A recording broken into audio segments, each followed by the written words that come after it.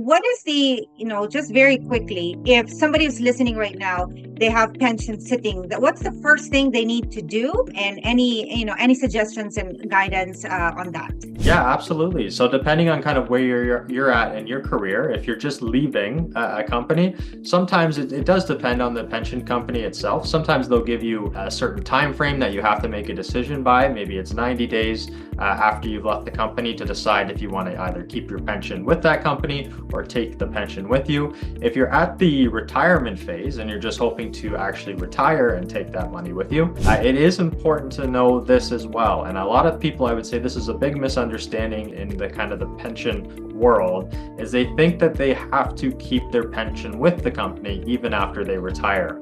They love the idea of a guaranteed income in retirement to go along with their CPP, OAS, and then hopefully live off these funds for the rest of their life. And the important thing to know here is kind of the different options at retirement. So that's actually option one. So you absolutely can leave it with your pension company.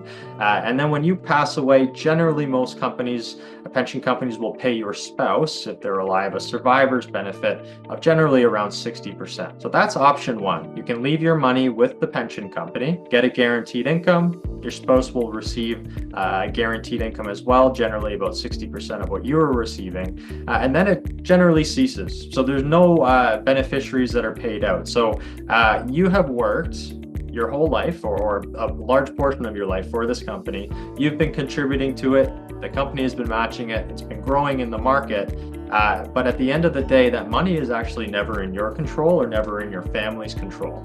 So option two, and a lot of the times it's going to be advisable to actually commute your pension. And so I'll talk a little bit about how that looks.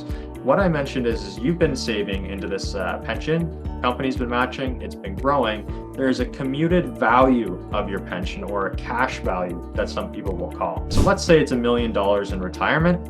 Instead of getting that guaranteed income in retirement, you also have the option to commute your pension. Or in other words, take that cash value or that $1 million out of your pension and invest it yourself.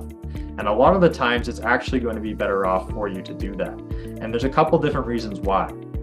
You're able to take a guaranteed income from this pension yourself, or an income depending on the product you're in, and you're able to actually have that money in your control. So that way, when you pass away and your spouse passes away, all of that money is in your control and your family's hands, and can be passed down to your children, for example, in the form of a beneficiary. We also have products like the GMWB or Class Plus that can still give you a guaranteed income. So you can take that $1 million out of your pension, still get a guaranteed income like you would have been forfeiting with your pension company. But instead, that $1 million or your entire pension is in your control and remains with your family as well. Wow, this is just mind blowing.